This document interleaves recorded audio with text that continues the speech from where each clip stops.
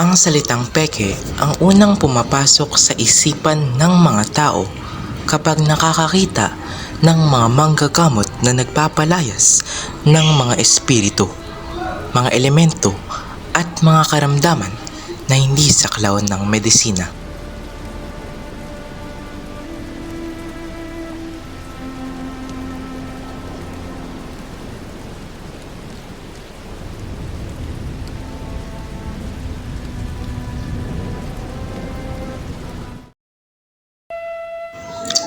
Kwarter bago mag alas 5 huling araw ng Hunyo, nakaapa kami sa Caloocan, sa bayan ng Talisay sa Batangas.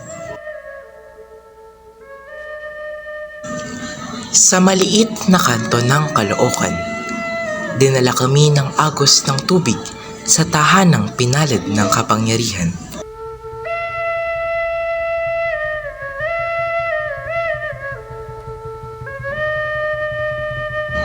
Masikip at mahirap lakarin ang kantong iyon. Natatabunan ang araw ng mga kahoy, mga dahon at iba't ibang patong ng yero mula sa iba't ibang bahay.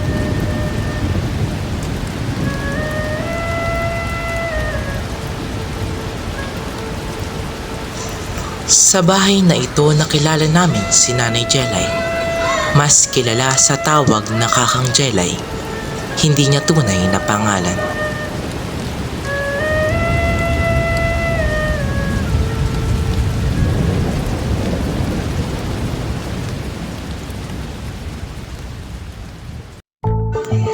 Ayon sa Department of Health o DOH at UP National Institute of Health, humigit kumulang 60% o 6 sa bawat 10 Pilipino ang namamatay nang hindi nasusuri ng doktor.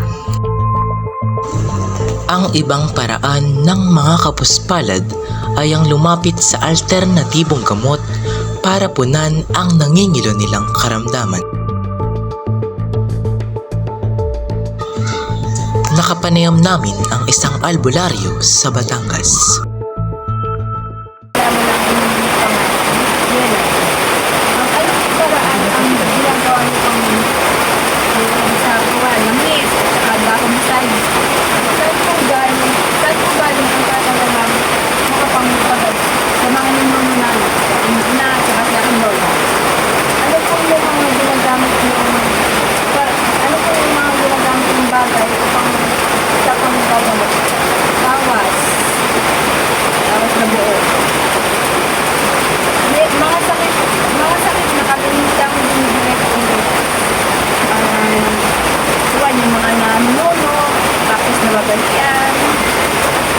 Gusto katake, pag-ganito na ang ginagamot namin.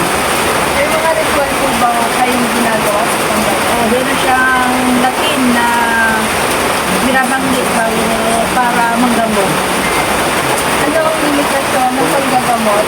Nabibigyan bonus ba ang lahat ng lumalakot upang magamot? Oo naman, dahil ang dami nagpapagamot dahil na kuwal. Kung naman sila hindi na lunasan, hindi na sila babalik para magpagamot ulit. Ayon sa isang artificial intelligence, ang mga albularyo ay tradisyonal o katutubong manggagamot sa Pilipinas. Normal lamang na namumuhay ang pamilya ni Nanay Jelay. Sagana sa pagkain, tubig at likas na yaman.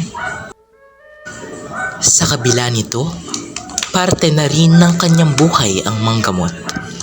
Puno ng sipag, tiyaga at liwanag sa isang tahanan ng isang albularyo na nagpapagaling base sa kanyang paniniwala at ipinasang kapangyarihan.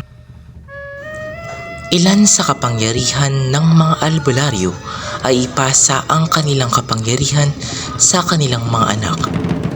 Noong panahon ng unang kabihasnan tulad ng sinaunang Ehipto at Mesopotamia, bilang paraan para mapanatili ang yaman, lupain, kapangyarihan at kapayapaan ay pinapasa ito sa kanilang kapwa kamag-anak upang manatili ang sikretong usapin at hindi kumalat sa ibang tao. Nangangahulugan ba itong ipapasa rin ni Nanay Jelay ang kanyang kakayahan na manggamot sa kanyang mga anak? Peke ang unang tingin ng ibang tao sa mga albularyo. Ngunit sa kabila nito, paniniwala at kagustuhan lamang na makatulong ang kanilang nais. Makatulong na base sa kanilang paniniwala at pinagmulan. Sana, hayaan natin ang ibang tao na ipahayag ang kanilang sariling paniniwala. Sana, maging maliwanag sa atin na hindi nakaayon sa atin ng lahat. Sana, isipin natin kung ano ang iisipin ng mga taong ating hinuhusgahan.